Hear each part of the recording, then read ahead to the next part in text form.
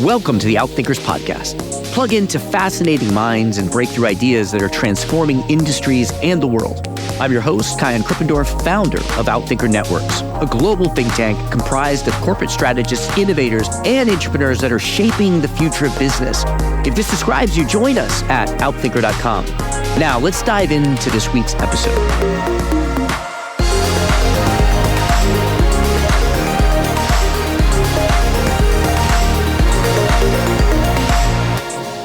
So one thing is from the boss, you're the boss. Someone bursts into your office, has a new idea. Oh, I have this new idea. First two words out of your mouth, thank you. Last thing you say in that first conversation, I need to think about it. You know, in the flow of operations and execution, like the Scrum, people, we got to move fast. We decide right away, what do you think of my idea? Don't ask that, because people will say they don't like it. So the idea as a boss, is to say, I need to think about it. And then you honestly think about it. Because what you don't want to do is you don't want to respond quickly and then realize later that actually I should have taken that more seriously. And again, you don't say things like good idea or nice idea. Don't say anything, positive or negative. Take it seriously. That was Bill Duggan, lecturer of strategy and innovation at Columbia Business School and the author of 4 books on innovation. Strategic Intuition, The Creative Spark in Human Achievement in 2007, Creative Strategy, A Guide for Innovation in 2012, and The Seventh Sense, How Flashes of Insight Change Your Life in 2015. His most recent work, Corporate Innovator, A Guide Through the Labyrinth, which he published in 2024, is what we're covering in this podcast. In this book, Bill covers a topic that I am deeply passionate about: employee-driven innovation and who those employees are and what barriers they face and how they overcome those barriers. He's going to dive deep into a dilemma he found resurfacing time and again in his research from interviews he conducted, the seemingly never-ending maze that corporate employees seem to face in trying to bring their ideas to reality.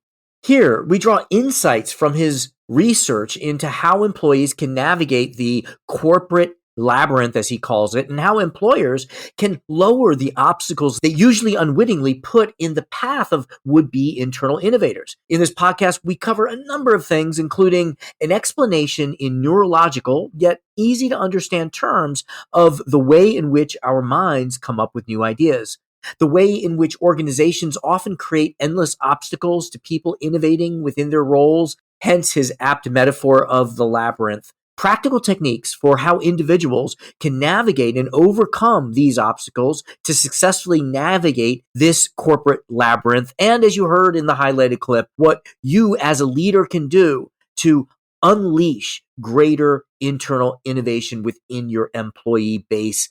Ladies and gentlemen, Bill Duggan. Bill, thank you so much for being here. Glad that we finally got you on the podcast. It's great to have you here. My pleasure. So I loved your most recent book for a number of reasons. And I'm excited to get into it, particularly because it's about the individual innovator as opposed to the leader enabling innovation. And it is also a real blend in your work, a real blend of strategy and innovation. But before we get into that work, there are 2 questions that I ask all of my guests. So I'm going to ask them of you. The first will have nothing to do necessarily with your work, just for us to get to know you a little bit more personally. Could you complete this sentence for me? If you really know me, you know that. I spent 20 years working in and on Africa. I spoke 2 African languages at some point. I've been to more than half the countries of Africa, and I've been overland across Africa, north to south, which is pretty rare. Yes, amazing. What are those African languages? Swahili and Tswana from Botswana. Botswana. Excellent. My mother lived there for a few years in Malawi, and I got to spend a couple summers there, but nothing as in-depth as you. I've been to Malawi. Oh, you have? Oh, okay. Great. So the second question, we have lots of strategy experts on this podcast, and I never get the same answer from any of them. And you have thought deeply about what strategy is. So my question for you is, what's your definition of strategy? Well, it's actually, if you go to the dictionary, it's a very simple definition. It's actions towards a goal. That's a strategy. I have a strategy for dinner tonight. What's my goal? What are my actions? Very simple. Right. That's it. Love it. All right, well, let's dig into your work. My understanding of your work that I've read, I've followed up until this book has been really around strategy, strategic insight, strategic creativity. That's kind of what you're known for. And now you have decided to focus that into this book about an internal innovator, a corporate innovator. First, my question is, what got you excited about digging into this topic? So I've given workshops really around the world to thousands of executives, hundreds of companies. They like it, which is why I keep getting invited back. And then they say, great, great, great, I love it. My next problem is that when I get a new idea, people immediately shoot it down. Now, of course, they don't say much beyond that because it's very, very hard to get people to admit conflict in any semi-public or, even public forum. But this is just very, very consistent. So I started thinking, okay, well, so the first step is you get a good idea. The second step is how do you get it through the system? So it really wasn't that I got really excited about it. It's that I felt their pain. And so I said, okay, I guess like a good doctor, I said, can I figure out how to help them? So I researched it thoroughly. I actually have personal experience in big organizations twice with some success and some not as an individual innovator within a big organization. So I then realized that particular subject of what does the individual do when you get a new idea in really an organization of any size, actually, what do you do next? That there was no book or large literature on that subject. So I said, okay, well, there's a niche. So I did my best to fill it. As you said, there's lots of books on how the company should be innovative. And your own work takes that down one level, which is terrific. What does a team do? Great. Definitely progress beyond the company. So then I take it one step lower, in a sense to the individual, before you even have a team, so to speak. If you have a team, you've made it. What do you do to get that far even? So that's my subject. Great. And what I love about you, to tell us a little bit about the research approach, because I love about your work is you have really the hands-on experience from interviews of real cases, of real people. As you say, many of them don't allow you to give their names or context because of this fear of conflict. And yet you also reach back into ancient knowledge. So just tell us a little bit about how you decided to research this niche. The key to all knowledge is history. The only knowledge we have is what happened before this moment. So, that's all history. What happened yesterday is history. What happened a week ago is history. So, why do you draw the line, 2 weeks ago, 3 weeks ago, 100 years ago, 200 years ago, 1,000 years ago? It's all human experience and human knowledge. People say, no, this contemporary. And I say, no, it's not. You're talking about something that happened yesterday. That's history. Great. So you gather history, you document some history that maybe is not documented yet through interviews. Yeah, so the interviews are good. Even privately, again, though, they do know that I'm going to use it in class and that after using it in class, I ask people, can I use it in the book? They won't really admit conflict. They won't describe conflict. Whereas the problem is conflict. And again, I don't mean conflict fistfights. I mean, you immediately encounter obstacles in the form of people who just don't want to do your idea. Whether that's your boss or your CFO or your colleagues or whatever. And that people won't name names. I guess that's what it is. And they won't even describe, like you're saying, they won't say my CFO. They won't even say somebody. They'll say, well, people. Whereas that isn't how you experience it as an innovator. You experience people one by one by one. And so how do you deal with people one by one by one is the answer. And so, I did my best to answer that question.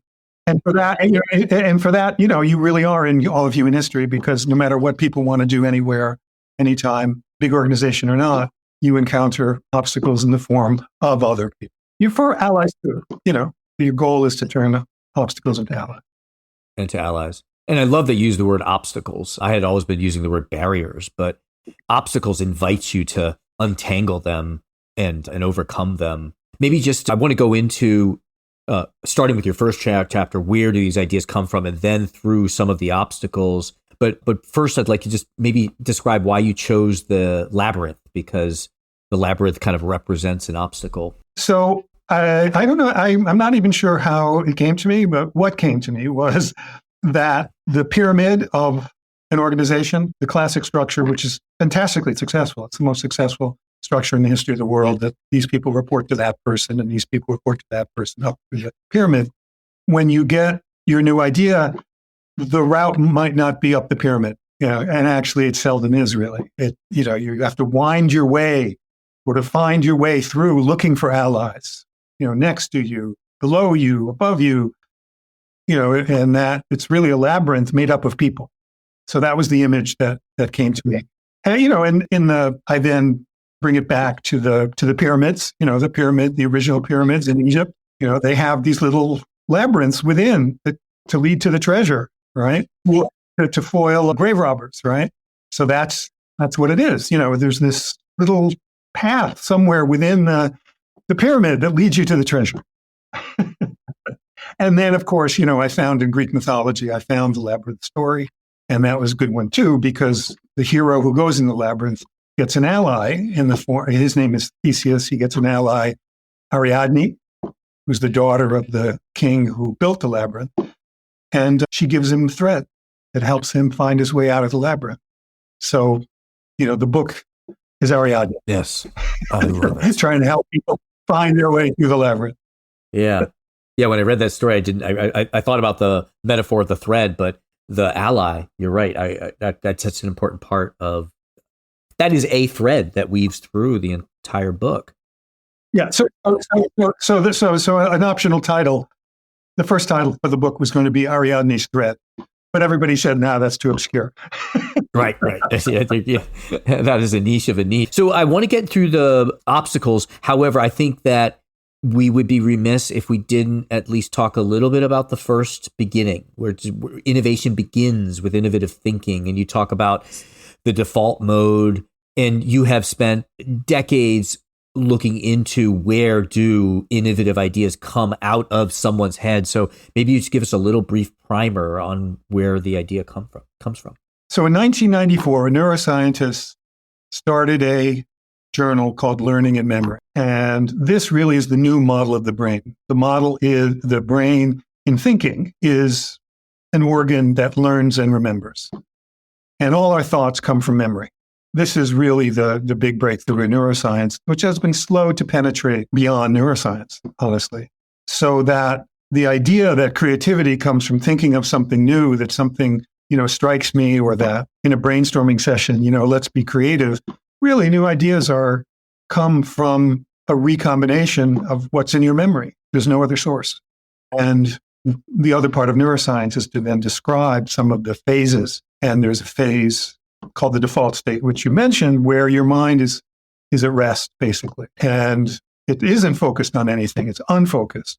And really what it's doing, the brain never turns off. What it's really doing is it's just treating everything equally within your brain, so to speak. There's no focus. And that the flash of insight, which people have more often than they think, is where, from that default state, things come off that shelf of memory and form a new thought through combination. That's how it works. What can people do if the beginning of the journey of being a corporate innovator is having ideas?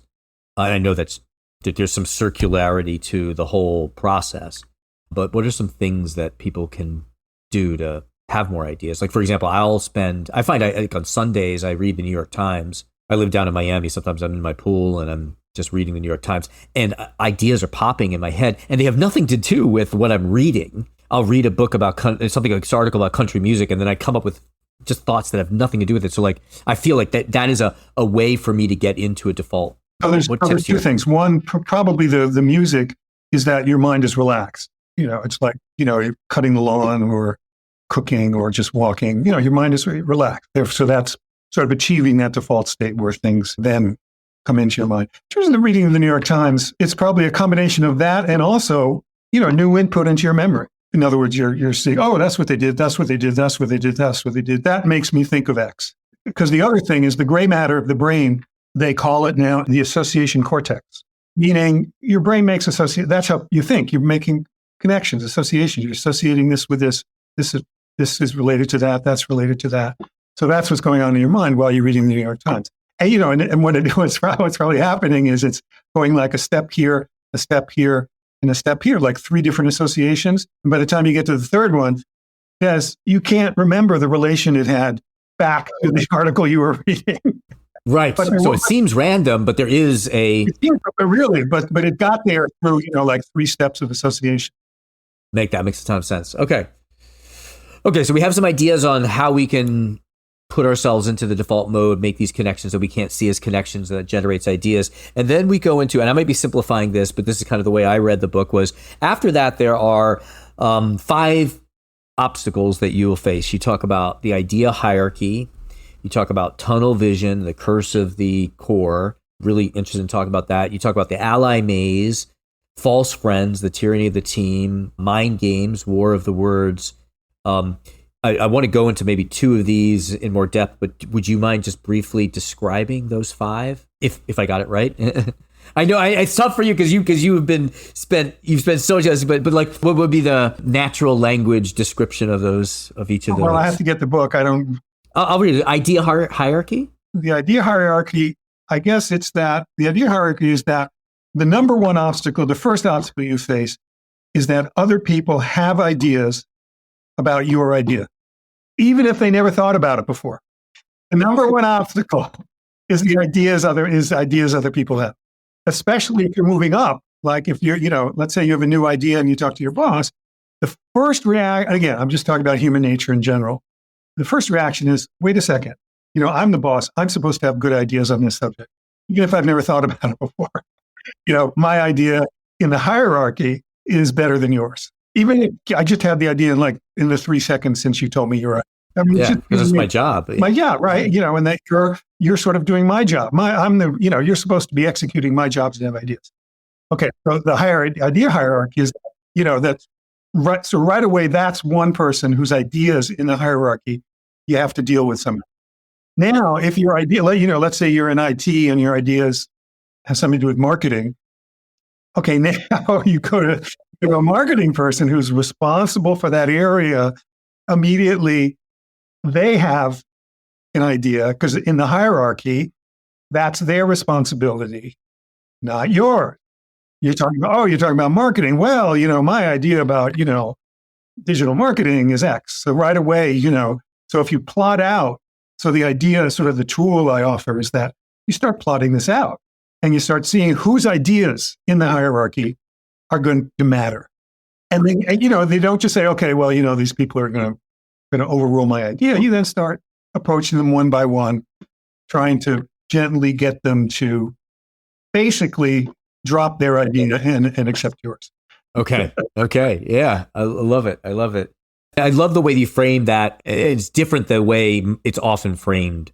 Tunnel vision. You talk about, I thought it was really fascinating that, you have the core, you have the non-core, and people assume that the core is fixed and everyone knows what the core is. But, you point out that that's not the case. The core of the core business. Well, here we go back something that's very important that you're doing, which is my view of what you're doing is to basically say, look, strategy is always innovation. In other words, that in strategy, you have to do something new. If you think strategy, it's that they're the same thing, right? The future is unknown, different from the past. You need something new in the future. So strategy and innovation are really inseparable. You may have somewhat different methods, but the idea that, strategy is doing something new is really, really important. So what it is that, one of the biggest obstacles to doing something new in strategy or innovation, whatever you call it, is people's idea that somehow you're not supposed to violate this core. Now, I guarantee if you take any big organization, ask, 20 of the top people, what's the core? You're going to get a different answer. And every single one of them will still say, though, and it's very important to stay to the core. And if you look at the reality, again, the history of companies, their cores change. And if they don't change, they're in big trouble. Can you give one example just to help people visualize? Well, my favorite is that Nokia started as a timber company. I mean, you can't do better than that, right? Right. There you go. Yep. There you go. But I deal with this not to criticize, but just to understand, again, human nature, understand people are seeking that kind of stability. So what you do is very simple.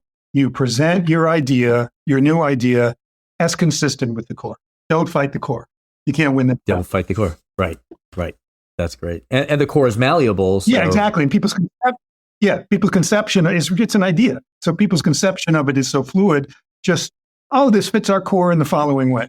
Yeah. I love that. Yeah, I think it makes sense. People say they want new things, but they really want the old thing. So just say, this is the old thing. Exactly. Good summary. Yeah, love it. Ally maze, up, down, across. This is about, tell us what the tool is here, what the obstacle is here. Yeah, so this is where you have just that there's somewhat different. I mean, there's some consistency, no matter who you talk to. There's a way to talk to them, but then there's some specific tool, so to speak, if you're managing up, if you're, taking the idea up, across, or down. And that's where I give, specific tools. One of my favorite tools for up is, again, comes from history, comes from Patton in World War II, by far the best Allied general. And he did it, by studying history, by imitating past success. In any event, it comes time, the Battle of the Bulge. He knows exactly what to do because he's all figured out. He even puts his men in motion, to actually solve the problem. But Eisenhower convokes a meeting at Verdun, ironically, which was for World War I, was like the worst battle. So in Verdun, all the Allied generals are there, and Eisenhower turns to Patton and says, George, so what do you suggest? Patton has already figured it out. He's already put his men in motion. He gives Eisenhower 3 options. In Patton's view, they're basically the same option. Do we go through this village, that village? Is it 2 divisions? Is it 1 division? He doesn't care. But it's brilliant. And who decided what to do at the Battle of the Bulge? Eisenhower. Right. Gotcha. I love it. Yeah. I love it. Yeah. Excellent. One gentleman we had on the Vocek, I think he is, and his research shows that, people are good at innovating inside systems. They view the political challenge as part of this problem solving process. And often people say, it's just a necessary evil but it can be fun.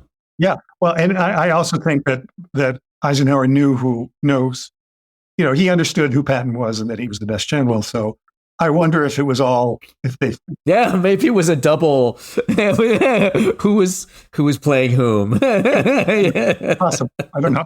Love it. We've got 2 more: False Friends, Tyranny of the Team, and Mind Games, War of the Words. We only have a few more minutes, but would you mind just sort of describing those 2? So the Tyranny of the Team is that, look, you get a new idea. You're already in a team of some kind, executing, doing something. The chances that the people in your team are honestly going to like your new idea are no greater than anyone else liking your new idea, right? So often, unfortunately, so here's a very concrete example. I was talking about this with someone. She works in France, very big organization. She's in corporate. And I said to her, so, somebody gets an idea in your organization. What do they do next? She says, well, they told us they want ideas to bubble up from below. I said, okay, that's great. What exactly do you do when you get a new idea? She says, oh, okay. Well, I guess we bring it to the scrum. Now, they're organizing themselves as agile. A scrum, as you know well, is, once a week, you have the stand-up meeting, but it's about execution. And it's quick, right? What do you do? Well, okay, we have solving problem execution. So it's a team. It's a wonderful team that's working fast on execution. Imagine bringing a new idea to that scrum that has nothing to do with what you're currently working on. What's the reaction? The reaction is, I'm sorry, we only have 5 minutes.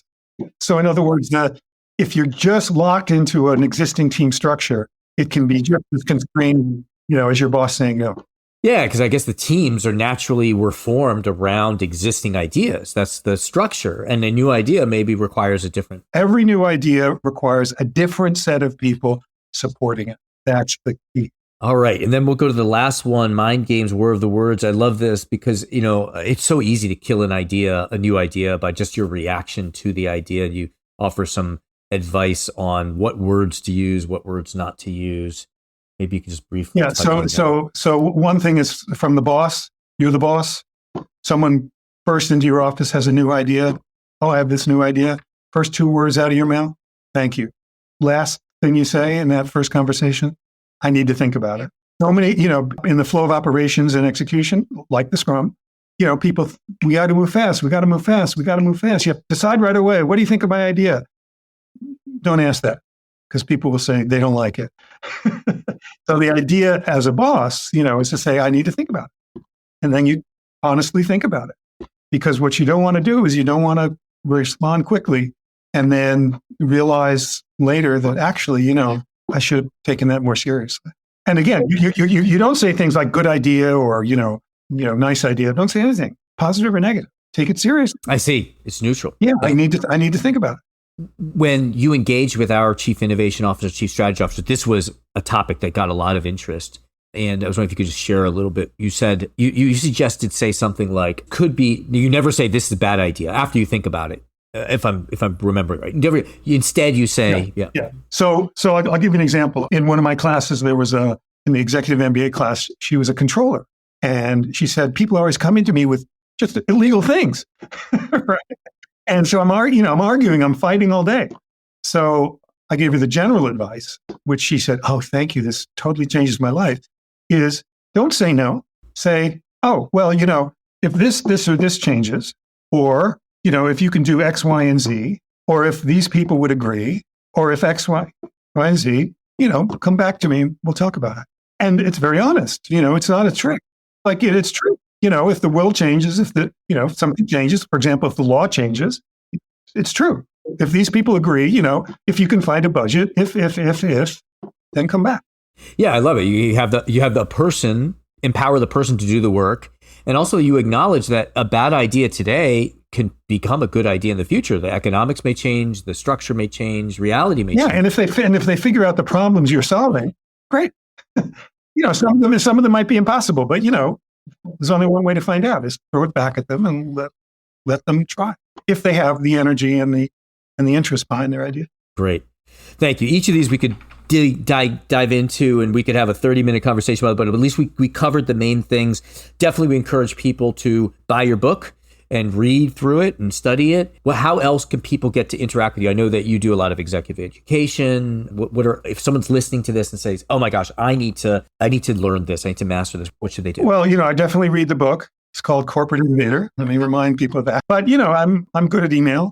I'm happy for people to email me. Beyond that, I do speaking. If someone wants me to come and speak somewhere, I do sessions of any length, an hour, 2 hour, 3 hour, 1 day, 2 days. Yeah. And I know you're highly rated as well. So very effective in that mode as well. Well, Bill, thank you for deciding to take on this very niche challenge that a lot of people face, and for looking at it in such depth and packaging it and giving us practical tools that we can apply. Very valuable. And thanks for taking the time to share some of it with us here. Great. Thank you for inviting me.